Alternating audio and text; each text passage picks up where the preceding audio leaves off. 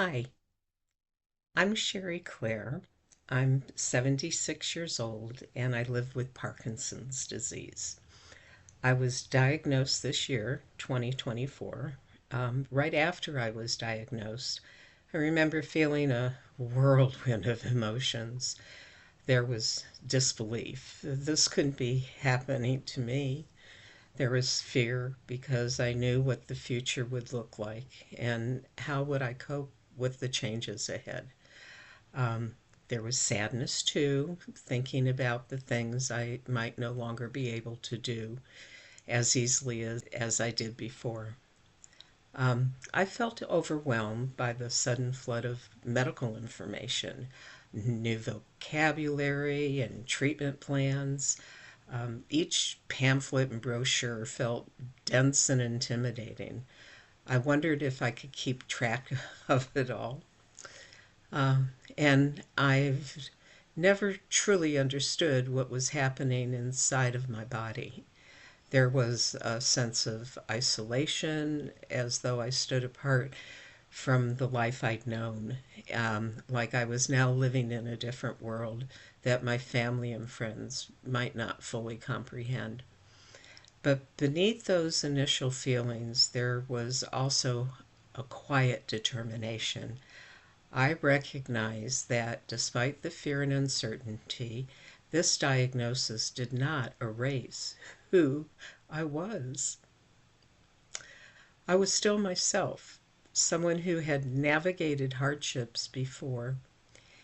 And although I didn't know it at the time, this early mixture of anxiety, confusion, and resolve would eventually give way to learning, acceptance, and finding a way to adapt to my new world, my new normal. I found ways to care for my well-being and maintain a sense of community and stay grounded even on the challenging days. Today, I'd like to share some of the trusted resources, communities, and daily practices that help me navigate my own path. One of my first steps was identifying credible information sources. Living with Parkinson's means I want to stay on top of the latest research and treatments and lifestyle adjustments that can improve my quality of life. I often rely on reputable organizations like the Parkinson's Foundation and the Michael J. Fox Foundation. Their websites, newsletters, and educational material give me current science based information.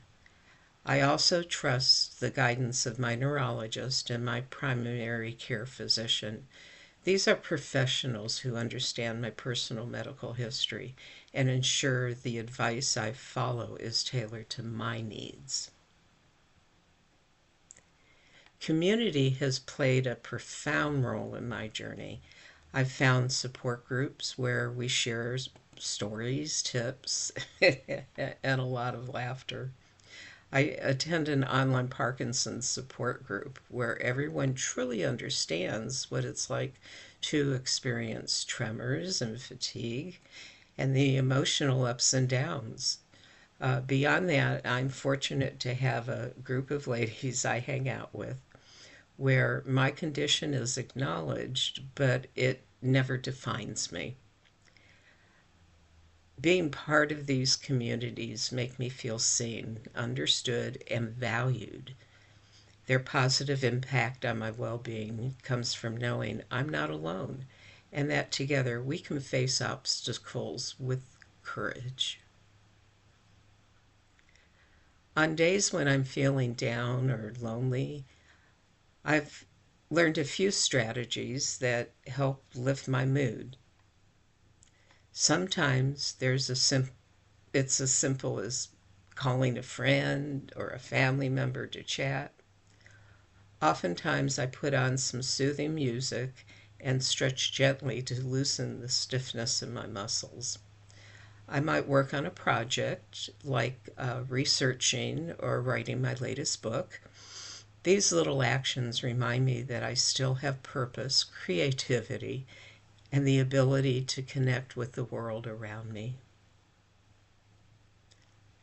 When I seek verified wellness information, especially related to nutrition, exercise, or mental health, I follow a few trusted professionals. I appreciate the insight from physical therapists, movement disorder specialists, and registered dietitians who specialize in seniors' health.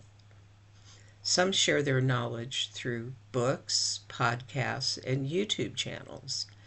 Before I integrate a new exercise routine or dietary change, I always double check with my healthcare provider.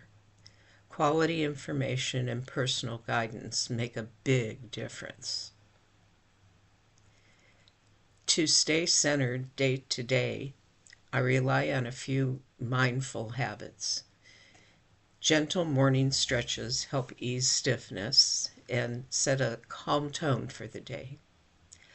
I like to practice short, simple meditations, just closing my eyes and focusing on my breath for a few minutes.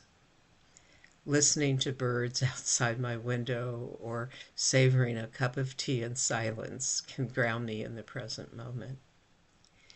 Even taking a few minutes to appreciate something beautiful, like a flower or a cherished family photo, can bring me back to a place of peace and gratitude.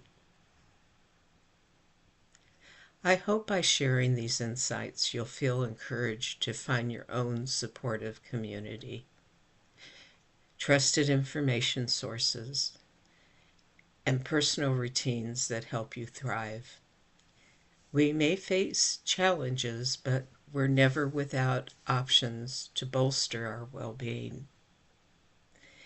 Thank you for joining me today, and remember, you're not alone on this journey.